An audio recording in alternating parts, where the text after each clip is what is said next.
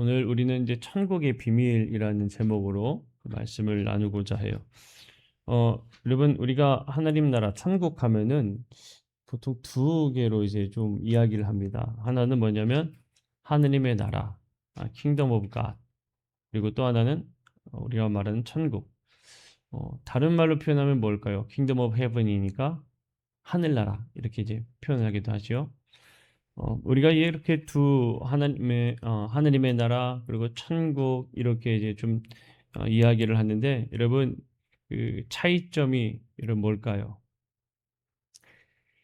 킹덤 오브 갓이라고 이야기하는 거는 누가 다스리냐 중점으로 볼 수가 있고요. 킹덤 오브 헤븐은 그 다스리는 나라가 되게 공간적, 시간적 이런 것들을 좀 의미하는 내용들입니다. 그래서 우리는 이제 천국, 킹덤 오브 헤븐을 좀 중점으로 나누고자 할 건데요. 하느님의 나라는 온 우주에 대해서 하느님의 통치하심을 이제 결국에는 의미하는 거예요. 하느님의 나라가 하느님이 다스리는 나라라고 이야기한 것처럼 이 천국도 우리가 시간적, 공간적 뭐 이런 것들을 다 포함하지만 결국엔 하느님이 통치하는 그 나라가 천국이 되겠죠. 우리가 한번 말씀을 하나 보면요. 누가복음 17장 20절 21절인데요. 바리새인들이 하느님의 나라가 어느 때에 임하나이까 물어요. 예수님께서 대답하여 말씀하시죠. 자, 빨간 글씨부터 그 하느님의 나라는부터 해서 끝까지 읽어볼게요. 시작. 하느님의 나라는 볼 수 있게 임하는 것이 아니요 또 여기 있다 저기 있다고도 못하리니 하느님의 나라는 너희 안에 있느니라. 아멘. 자, 예수님의 대답이에요. 하느님의 나라는 첫 번째로 볼 수 있는 것이 아니다. 그리고 또 하나는 너희 안에 있다라고 말씀하셨거든요. 여러분 이 예수님의 말씀 속에서 우리가 한 가지 좀 깨달아야 되는 게 있습니다. 그리고 좀 경각심이라고 해야 될까요? 좀 가져야 될 게 있어요. 뭐냐면 바리새인들이 물었잖아요. 하느님 나라가 어디 있습니까? 근데 예수님의 대답 속에 너희 안에 있다라고 했는데 바리새인은 그들 안에 하느님의 나라가 있다는 걸 알았을까요? 몰랐을까요? 몰랐어요. 달리 얘기하면 바리새인들은요. 그들 안에 하느님의 나라가 없었다라고 이야기할 수가 있는 겁니다. 하느님의 통치하는 나라가 없었기 때문에 그들이 하느님의 나라가 어디 있습니까? 라고 물어봤고 예수님의 대답을 가만히 보면 우리 안에 이미 하느님의 나라가 있어야 하는데 바리새인들에게는 그게 없었구나 라는 것을 알 수가 있어요.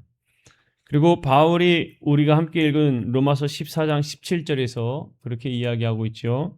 하느님의 나라는 먹는 것과 마시는 것이 아니라 오직 성령 안에 있는 의와 평강과 희락이다. 하느님의 나라는 먹고 마신 눈으로 이게 촉감적으로 이루어지는 게 아니라 성령 안에서 이루어지는 의, 평강, 희락 이것이 하느님의 나라다라고 이야기하고 있는 겁니다. 그러니까 성령 안에서 의가 나타나고 성령 안에서 기쁨이 나타나고 성령 안에서 평강이 이루어지고 하면은 그게 곧 하느님의 나라다라고 바울이 이야기하는 거예요. 우리는 여러분 하느님의 나라 하면은 사실 상상을 많이 해봅니다. 하느님의 나라가 어떠한가 막 이야기를 해요. 그리고 물론 이제 사후 세계라고 얘기해야 될까요? 죽음 이후에 하느님의 나라를 보고 온 사람들이 이런 간증들도 우리가 좀 듣게 되지요. 그러면 그 나라가 어떠한지 막 이야기를 해요. 대체적으로 정말 값어치로 따질 수 없는 어마어마한 번쩍번쩍한 이런 것들을 우리가 보게 되는데 사실 하느님의 나라를 우리가 이런 희망하는 부분은 눈으로 정말 봤으면 좋겠다 하지만 볼 수 있는 나라는 아닙니다. 물론 우리가 육신의 때를 벗고 난 다음엔 하느님의 나라에 모두가 다 들어가겠죠. 모두가 다 들어가지 않을까요? 별로 그런 것 같지 않으십니까? 확신이 없으신가요? 예, 여러분들 모두가 우리가 다 하느님의 나라 갈 줄로 믿습니다. 예, 근데 그 하느님의 나라가 예수님의 말을 이 의미를 가만히 생각해 보면 물론 우리가 육신의 때를 벗고 육신의 장막을 벗어버리고 정말 하느님이 통치하시는 그 나라에 가야 되는 것은 당연하지만 우리가 그 하느님의 나라를 그때만이 아니라 지금도 누려야 된다는 거예요. 요한복음 3장 3절에서는 예수님께서 진실로 너에게 이르노니 사람이 거듭나지 아니하면 하느님의 나라를 볼 수 없다. 이렇게도 이야기하셨거든요. 그런데 눈으로 볼 수 없는데 거듭나지 않으면 하느님의 나라를 어떻게 본다고 표현하셨을까? 저 이야기는 예수님의 말씀을 가만 생각해 보면 영적인 의미로 말씀하시는 거죠. 믿음으로 보는 것. 그것을 의미합니다. 그러면 천국, 우리가 오늘 천국의 비밀이니까 자, 킹덤 오브 헤븐은 여러분 마태복음을 중점으로 보게 되면요. 몇 번 나오는가 하면 32번 나옵니다. 마태복음에 32번이나 나와요. 어마어마하게 많이 나오는 겁니다. 마태복음이 몇 장으로 이루어졌는지 아시죠? 28장으로 이루어졌거든요. 그런데 32번이나 나와요.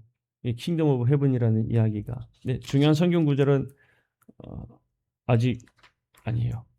근데 마태가 기록할 때에요. 예수님을 어떤 분으로 기록했는가 하면요. 예수님을 왕으로 기록했어요. 예수님은 왕이다. 그러니까 천국을 이야기할 때도 예수님은 하나님 나라의 왕이다. 이것을 의미하면서 이야기했어요.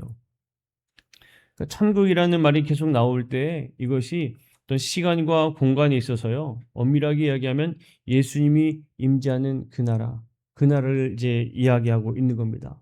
그리고 마태가 이야기하는 관점에서는 그리스도의 초림, 그러니까 예수님이 탄생 때부터 마지막 그 나라 재림 때까지 그러니까 그 시기를 다 얘기하는 거예요. 마태복음에 보게 되면 이 세례 요한이 선포할 때 뭐라고 표현하는가 하면 천국이 가까이 왔다라고 표현을 했어요. 천국이 가까이 왔다. 그러니까 가까이 왔다는 거는요. 한 5분 있다, 10분 있다 이런 표현이 아니고요. 진짜 그 옆에 있는 것과 같은 그런 표현입니다. 예수님도 똑같이 표현하셨죠. 천국이 가까이 왔다라고 말씀을 하셨어요. 그러니까 예수님과 세례 요한의 표현은요. 가까이 왔다는 게 조금 기다리면 한 5분이면 돼, 10분이면 돼 이게 아니라 그냥 정말 말 그대로 발 하나 담그면 바로 하느님 나라라고 이야기할 정도로의 그 근접함을 말해줘요. 근데 이 마태복음의 세례 요한 예수님뿐만 아니라요. 12사도들도 예수님께서 보내실 때 천국에 가까이 왔다라는 표현을 쓰기 시작하고요. 예수님께서 70명의 제자들을 보낼 때에도 그들도 선포했던 내용이 천국이 가까이 왔다라는 표현을 씁니다. 천국은 예수님의 다스리는 그 나라가 온 것이다 라고 이야기하는데 이 천국을 이야기할 때에 이것이 그냥 뜬구름 잡는 것이 아닌 우리 삶의 실제가 되기를 원하는 예수님의 뜻이 그 안에 분명히 있어요. 그래서 천국을 이야기할 때에 천국의 비밀은 우리가 그냥 죽으면 가는 하늘나라 이게 아니라 우리 삶에 이루어지는 나라 그것을 의미합니다. 중요한 성경 구절에는 이제 마태복음에 그리고 고린도전서에 이렇게 구절들이 있어요. 자, 핵심 진리를 우리가 보게 되면 사도행전에서 예수님 앞에 예수님이 올라가시기 전에 주께서 이스라엘 나라를 회복하심이 이때니까라는 질문을 하십니다. 그러니까 그럴 때에 예수님께서는 그것은 하느님만 아신다. 하느님의 권한이다라고 이야기하십니다. 예수님도 모른다라고 이야기를 하세요. 그러니까 예수님이 언제 오신다라고 막 계산하고 하면은 그건 다 잘못된 내용들입니다. 그것은 예수님도 말씀하셨어요. 나도 모른다. 오직 하나님만 아신다. 아버지만 아신다라고 말씀을 하셨습니다. 우리가 이제 12비유에 대해서 예수님이 말씀하신 12비유에 대해서 이제 묘사된 천국의 비밀을 알고자 하는데요. 그 12비유를 가만 보면 천국은 죽음 이후에 가는 나라가 아니에요. 세상과 또 복음 전파되는 곳, 그리고 예수님이 임재하는 그 순간의 그 모든 것들. 그러니까 결국에 우리가 이 땅 가운데 살아가는 이 순간 누려야 할 곳이 천국입니다. 우리는 이 천국을 누리며 살아야 하는 거예요. 죽으면 가는 곳, 그렇게만 생각할 게 아니라 우리가 이 땅에서도 하느님의 나라가 이루어지기를 원해야 됩니다. 여러분, 주기도문을 할 때 우리가 어떻게 고백합니까? 하느님의 뜻이 하늘에서 이루어진 것 같이 땅에서도 이루어집니다. 하늘에서 하느님의 뜻이 이루어지면 왜 어떻게 이루어지는 거예요? 하느님의 통치로 이루어지는 거잖아요. 그럼 땅에서도 하느님의 뜻이 이루어진다는 것은 결국에 이 땅에서도 하느님의 통치가 이루어지는 거예요. 그러니까 우리가 천국을 이야기할 때에 우리는 이 땅 가운데서도 우리는 천국을 누리며 살아야 된다라는 것을 알아야 됩니다. 그러면 그 천국은 도대체 어떤 곳들인가? 어떠한 비밀들이 있는가? 그리고 이 천국에 대한 비밀들을 비유로 말씀하셨는데 그 의미들이 우리에게 어떻게 다가오는가 우리가 하나하나 보고자 해요. 12비유라 너무나 많습니다. 그래서 하나하나 되는 데까지 하고요. 또 이어서 다음 주 이어서 하고 그렇게 하도록 하겠어요. 자, 먼저는 씨 뿌리는 자의 비유예요. 이 비유는 어디에 나오냐면 마태복음 13장 3절에서 9절까지 나오는 비유입니다. 뭐 여러분들이 잘 아시는 내용이에요. 씨 뿌리는 자의 비유. 농부가 씨를 뿌리죠. 그리고 어떤 건 길가에, 어떤 건 돌밭에, 어떤 거는 가시밭에, 어떤 거는 이 옥토에 뿌려지는 그런 이야기를 하고 있어요. 자, 이 비유에서는 씨, 그리고 뿌리는 사람, 그리고 흙, 우리가 이렇게 좀 볼 수가 있습니다. 예수님께서 이 비유 가운데 이제 비유를 해석하시는 가운데 보게 되면, 자, 씨는 뭐였죠? 하느님의 말씀이에요. 근데 여러분, 이 비유를 얘기하실 때 무엇에 대해서 비유하셨는가를 염두에 대어 꼭 천국이에요. 자, 천국에 대한 비유였어요. 자, 씨는 하느님의 말씀이었죠. 하느님의 말씀이 뿌려지는 겁니다. 그 씨 뿌리는 자는 누구라고 이게 표현하냐면 인자다라고 표현을 하세요. 그리고 밭은 세상을 의미하고 있죠. 그러니까 이를 가만 생각을 해보면요. 하나님께서 이 세상 가운데 뭘 뿌리시는 거예요? 말씀을 뿌리는 거예요. 천국의 비유입니다, 여러분. 천국은 이 세상에 말씀이 뿌려지는 겁니다.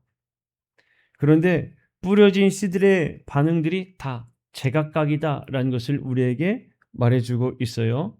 그래서 그 말씀들의 비유들을 가만 보면 말씀들이 뿌려졌는데 그것이 다 들어오는 게 아니라 뭐라 한마디로 표현할 수 있냐면 넘어지는 자들이 있다라고 얘기할 수 있어요. 넘어지는 자들.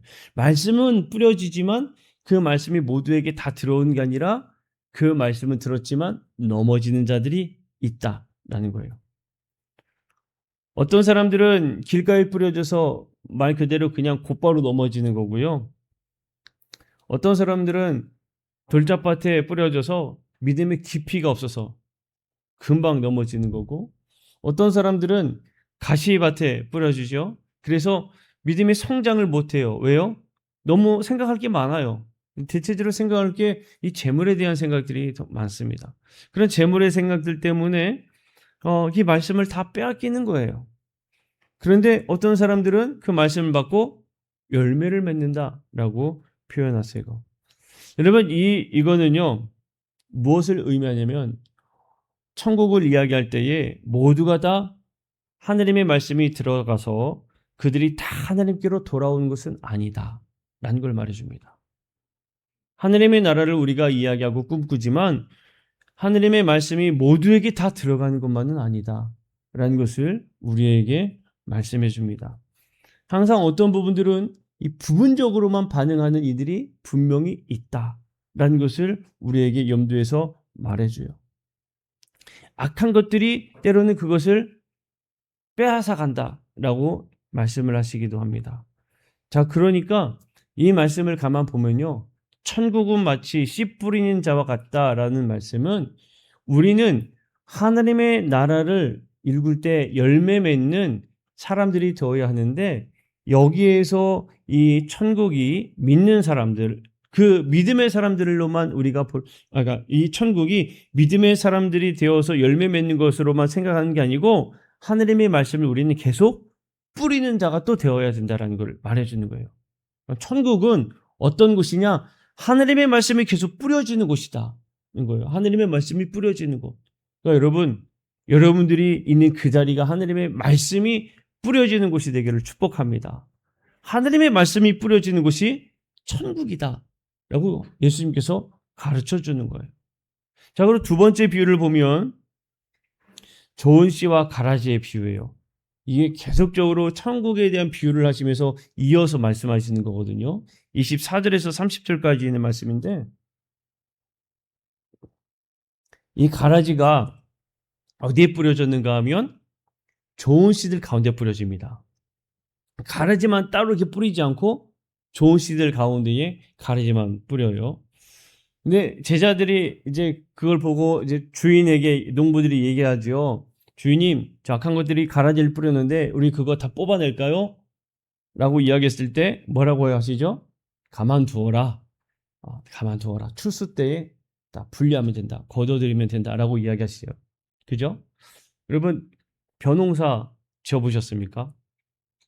벼농사 지어보신 분은 아실 건데 저는 시골에 살아서 벼와 가라지를 구분을 잘하느냐? 못해요. 벼농사를 안 줘봤거든요. 그런데 이 다 큰 거를 보면 알겠어요. 이건 벼구나. 저거는 벼가 아니구나. 이건 분명히 알아요. 그죠? 이게 모르는 사람이 가서 이거 가라지인가 하고 뽑으면 난리 나는 거예요. 다 뽑아버리는 거예요. 근데 여기서 누가 여기서 이 가라지를 뿌리죠? 악한 것들이 뿌립니다. 가라지를 뿌리는 주체자는 악한 거예요. 씨는 누가 뿌렸어요? 주님이 뿌렸어요. 그러면 가라지 누가 뿌렸어요? 악한 사탄들이 뿌렸어요. 그러면 여기에서 말씀하실 때에 씨를 뿌린 주님께서 씨를 뿌렸을 때 그 씨를 뿌려진 자는 하느님의 자녀들이지요. 그러면 이 사탄들이 뿌린 이 가라지는 사탄의 자녀들이 되겠죠. 그런데 여러분 여기에서요 우리가 보아야 되는 게 있어요.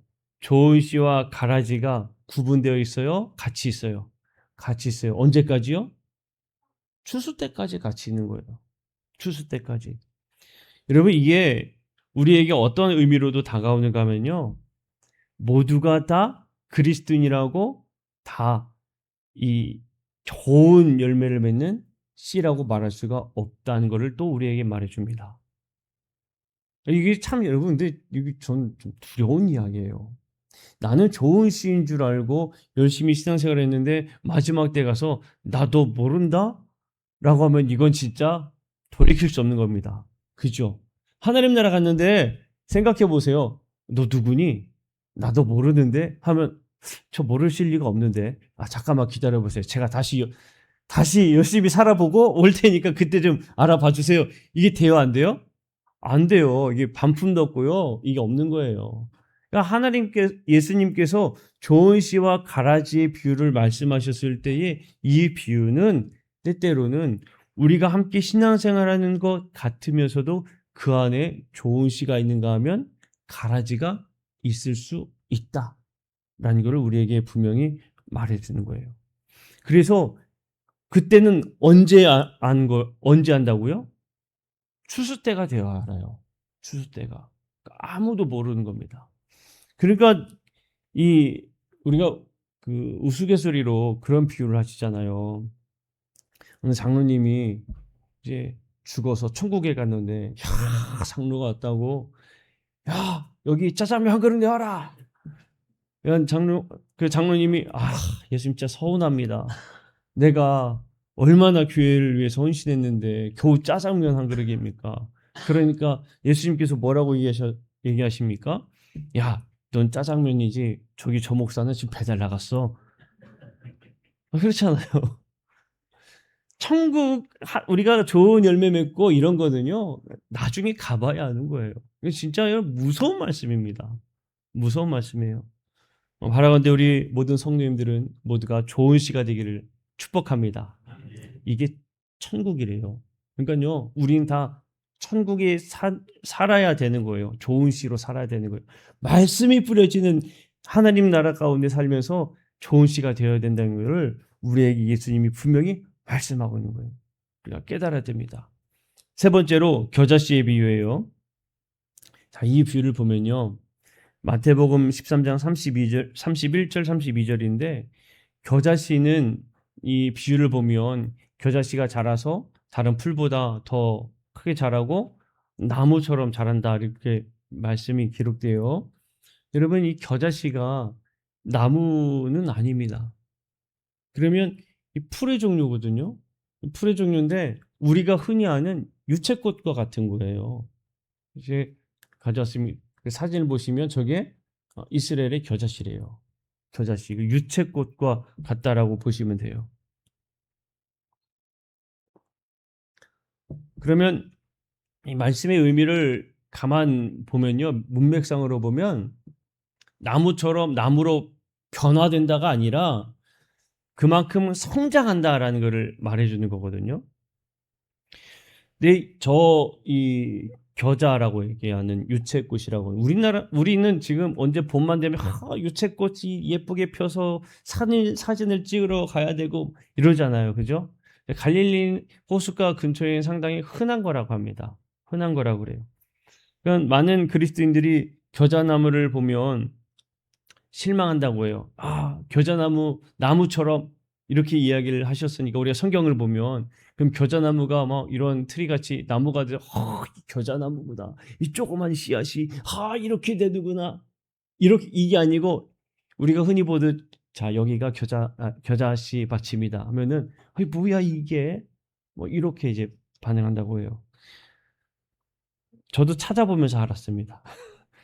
근데 여러분 이 갈릴리 호수에 있던 사람들이 보는 그 당시에 겨자씨는요, 겨자풀이라고 얘기할 수 있어요. 다른 말로 표현하면 잡초입니다. 잡초. 흔하디 흔한 잡초. 정말 그냥 이렇게 보면 보이는 잡초 같은 거예요. 근데 예수님께서 저 잡초를 비유로 말씀하셨단 말이죠. 그럼 이게 천국에 대한 비유를 이야기하실 때에요. 이거를 무엇으로 어떻게 생각하냐면 예수님께서는 직접 비유로 말씀하시잖아요. 겨자씨 하나를 심으면 이 겨자씨가 나무처럼 크게 자라서 새들이 깃든다. 새들이 쉰다라고 말씀하신 거예요. 그러면 여러분 우리가 생각해야 할 게 두 가지인데 하나는 뭐냐면 자 아까 말씀드렸듯이 겨자풀은 들에 널린 잡초라는 거예요. 그리고 예수님께서 비유로 말씀하셨죠. 이거를 심으면 이라고 말씀하셨잖아요. 그죠? 이걸 심는 주체자가 여기서 누가 되겠어요? 예수님이든 예수님. 예수님이 주체자예요. 자 그러면 예수님이 지금 정원에 뭘 심는 거예요?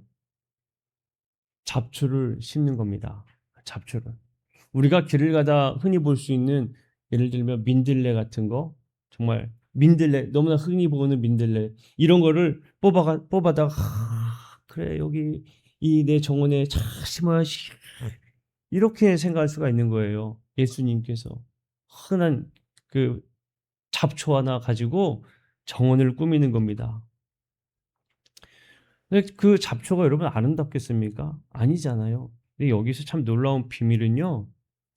자, 잡초 같은 것에 대해서 이야기하셨다는 것은 이 천국은 너무나 귀하고 고귀한 사람들이 만들어가는 나라가 아니다. 라는 걸 말하는 거예요. 예수님께서 우리에게 깨우쳐 주는 거는요. 하나님의 나라 그 천국은 흔하디 흔한 우리의 삶 속에 우리와 같은 사람들이 이루는 것이 하나님의 나라다. 천국이다. 그것을 말해줍니다. 그리고 이거를 누가 심어요? 예수님이 심으시는 거예요. 그러니까 나 같은 죄인을 살리신 우리가 찬양하잖아요. 너무나 보잘것없고 너무나 연약하다라고 우리가 그렇게 고백하는 우리를 예수님이 심어서 정말 이 쉼과 보호해주는 그런 포괄적인 나라로 바꾸어지는 것. 이게 천국이다. 라고 말하는 겁니다. 여러분, 가만 생각해 보면요. 그러면 이 말씀을 통해 생각해 보면 천국을 이야기하면 대단한 거예요? 대단한 것 같지 않아요? 그리 대단한 것 같지 않죠. 그런데 그게 천국이라는 거예요. 우리는 때때로 대단하게 생각을 해요. 하느님의 나라를 일구기 위해서 내가 그 일꾼이 되기 위해서는 내가 뭔가 딱 준비가 되어야 하고 내가 뭔가 갖추어야 하고 내가 뭔가 이루어야 하고 이렇게 생각하는데 아니에요. 우리가 이루지 못해도 우리가 가진 것이 없어도 예수님이 우리를 탁 심어다가 뿌리면 이게 천국이 되어야 되는 겁니다. 그러니까 여러분 저와 여러분들이 천국을 이루는 우리 성도들이 되기를 축복합니다. 천국은 바로 이런 곳이다라고 예수님이 우리에게 가르쳐주고 있는 거예요. 자, 그 다음에 예수님께서 또 어떤 비유를 말씀하시냐면 누룩에 대한 비유예요. 누룩. 13장 33절에서 35절까지 나타나는데, 그러면 성경에서 누룩은 대체적으로 부정적인 의미로 쓰일까요? 부정적인 의미로 쓰일까요? 부정적인 의미로 쓰입니다. 성경에서는 대체적으로 누룩이 좋은 의미로 쓰이지 않아요. 자, 부정적으로 사용됐던 것을 보면 예수님의 이 바리새인과 사두개인들의 누룩을 주의하라라고 말씀하셨을 때, 이 누룩은 그들의 위선, 거짓 가르침 이런 것들을 이제 의미합니다. 대체적으로 이 누룩이 그렇게 긍정적으로는 사용하지 않았어요. 그런데 이게 꼭 그렇게만 사용되느냐? 또 그렇지도 않아요. 긍정적으로도 볼 수도 있고 중립적으로도 볼 수 있는 부분이 있습니다. 레위기 23장 17절에서는요. 첫 열매를 상징한 두 떡에 누룩을 넣어 드리게 되어 있어요. 그러니까 누룩이 무조건 죄만을 의미하는 것은 아니다라는 거예요. 자, 그러면 예수님께서 누룩의 비유를 하시는데, 이 누룩의 비유가 뭐냐면 가루 서말 속에 어떤 여인이 몰래 그 누룩을 조금 넣었다라는 표현을 하세요. 조용히 넣었다. 이 가루 서말은 한 23kg 정도 되는 분량이라고 합니다. 그 가루 전체에 조용히, 그러나 완전히 그것이 스며들어서 다 부풀게 만드는 영향력을 갖추고 있다라고 이야기하는 겁니다. 여기에서 예수님께서 누룩 자체를 얘기하시는 게 아니라 천국이 누룩과 같다라고 비유하신 이 비유점을 우리가 볼 때에, 누룩을 이 부풀려지는 부분, 퍼지는 특성을 우리가 좀 주목해서 볼 필요가 있어요. 그러니까 천국은 어떤 곳과 같냐면, 천국은 스며들기 시작하면 그 작은 분량의 그 하느님의 다스리심이 들어가기 시작하면 그 작은 것이 모두를 변화시키는 놀라운 변화로 이루어진다. 이게 천국이다라는 겁니다. 그러니까 천국은 너희들만, 우리만 누리는 게 조그마한 이런 그룹, 이런 모임, 이런 곳이 아니라 누룩처럼 조용히 깊고 넓게 사람과 세상 속으로 스며들어서 전부 부풀게 만드는 그러한 내적 능력이 나타나는 것, 그것이 천국이다. 이것을 우리에게 말해주는 거예요. 그러니까 예수님께서는요, 그 누룩의 숨은 영향력을 말씀해 주시면서 누룩과 같이라고 이야기하는 거거든요. 그러면 우리가 생각할 때에 천국은 누룩과 같다라고 이야기를 하면 우리가 바로 이러한 삶이 되어야 됩니다. 그 삶 속에서 다 완전히 스며들어 전부를 다 변화시키는 그런 존재가 되어야 된다는 거예요. 그러니까 여러분들이 있는 그 자리가 하느님의 나라로 변화시켜지는 그런 놀라운 은혜가 임해야 될 줄로 믿습니다. 근데 여러분, 이게 참 중요한 또 한 가지 있는데 뭐냐면, 누룩에 지금 초점에서 예수님께서 긍정적으로 부푸는 그런 말씀을 하셨을 때에, 만약에 이것을 악한 것으로만 본다고 한다면, 우리가 악한 것으로 본다면요, 그러면 이것 또한 어떤 이야기를 우리에게 말해주는 걸까요? 만약에 이 누룩이 악한 것으로 보아서 그 모든 공동체가 있는 그 속에 작은 악이 들어가서 그것을 다 타락시키는 것과 똑같이 될 수도 있다는 것을 염두해야 돼요. 그러니까 우리는 예수님이 말씀하신 천국의 그 누룩이 되어야지, 그 죄로 변화시키는 누룩이 되어서는 안 된다라는 겁니다. 여러분들이 있는 그 자리가 정말 천국이 되기를 축복합니다. 그러니까 여러분들이 있는 그 자리가 천국이 되어야 돼요. 여러분들이 있는 곳이 하느님의 나라가 되어야 돼요. 여러분들이 있는 곳이 사람들이 모두가 다 오늘 권사님이 오셨다. 여기서는 권사님이라고 안 하겠죠. 우리 마을 분들은 누구네 왔다 뭐 이렇게 얘기하고 뭐 그러겠죠. 누구네가 왔다 뭐 해도 무슨 상관이 좋아요. 근데 환영하는 그런 우리가 되어야 됩니다. 그런 우리가 되어야 되는 거예요. 근데 반대로, 야, 저기 누가 온다. 야, 그만. 우리 모임 파. 여기서 끝. 다 가는 거야. 왔어. 이제 우리 끝났어. 이제 가려고. 이런 모임이 되면, 그런 사람이 되면 돼야 안 돼요? 안 되는 거예요. 그러니까 우리는 우리가 있는 자리가 천국이 되어야 됩니다. 아멘이십니까? 여러분, 천국이 되어야 됩니다. 우리가 그런 사람이 되도록 깨어 있어야 되는 거예요. 그리고 이것까지만 할까요? 감추인 보화의 비유. 마태복음 13장 44절의 말씀인데, 이거와 또 다음 거와 계속 이어져 가야 되지만 그냥 오늘은 여기까지만 하겠습니다. 이 한 절에 보게 되면 천국은 마치 밭에 감추인 보화와 같다라는 예수님의 말씀이 있어요. 한 사람이 밭에서 일을 하다가 우연히 감춘 보화를 발견합니다. 기가 막힌 일이죠. 여러분들도 그런 놀라운 복이 임하기를 축복합니다. 가끔 뉴스에 나오잖아요. 땅을 파는데 포크레인을 팔았더니 뭐 이게 돈다발이 나왔다고. 야, 그런 일은 언제 일어나는 건지. 근데 그 사람이 밭에서 일하다가 그걸 본 거예요. 그리고는 그걸 다시 숨겨두고 막 돌아가서 어떻게 하죠? 자기 소유를 다 팔아서 그 밭을 산다고 했습니다. 자, 그러면 이 밭에서 일하는 사람은 어떤 사람이냐? 소작농인이에요. 부한 사람이 절대로 아닙니다. 내 밭에서 일하는 사람이 아닌 거예요. 그러니까 여러분들이 밭이 있어도 여러분들의 밭에서 아무리 땅을 파봐야 이 보화는 안 나옵니다. 소작농인이에요. 그냥 빌려서 그 밭을 일구던 사람이에요. 그런데 거기에 우연히 감춰진 보화가 있는 거예요. 그런데 보니까요, 이걸 말씀을 가만 보면 이 밭주인도 이거를 알았을까요? 몰랐을까요? 모른 것 같아요.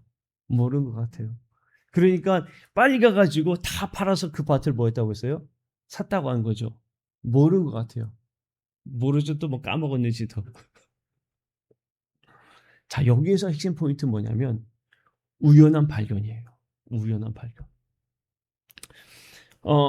여기서 보화를 천국과 이제 복음 그리고 예수 그리스도 이렇게 보고요. 밭은 세상 혹은 교회로 봅니다.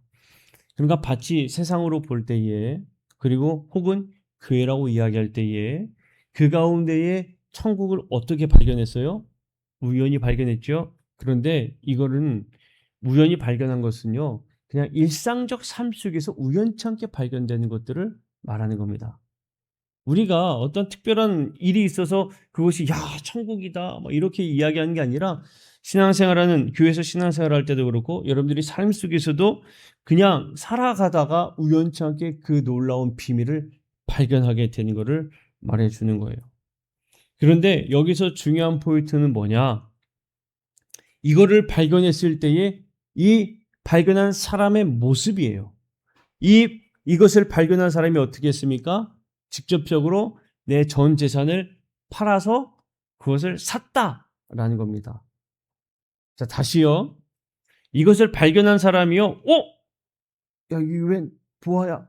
좌우를 살펴본 다음에 내 가방에 은밀히 숨겨놓고 가는 게 아니라 어떻게 했다고요? 내 전 재산을 팔아서 그 밭을 나의 것으로 샀다라는 거예요. 이 이야기가요, 무엇과 좀 연결되냐면 부자 청년 이야기하고 연결이 돼요. 부자 청년 이야기가 뭐냐면 예수님에게 그 부자 청년이 왔다가 예수님한테 이야기를 듣죠. 근데 너에게 부족한 것이 있다.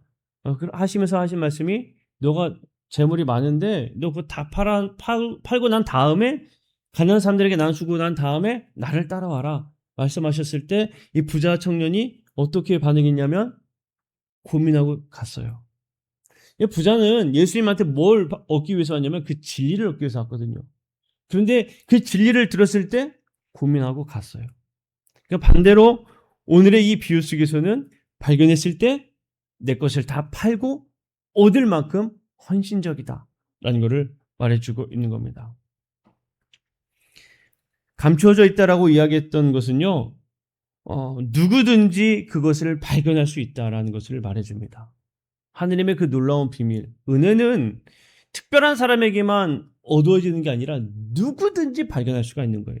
그런데 그 비밀을 발견했을 때에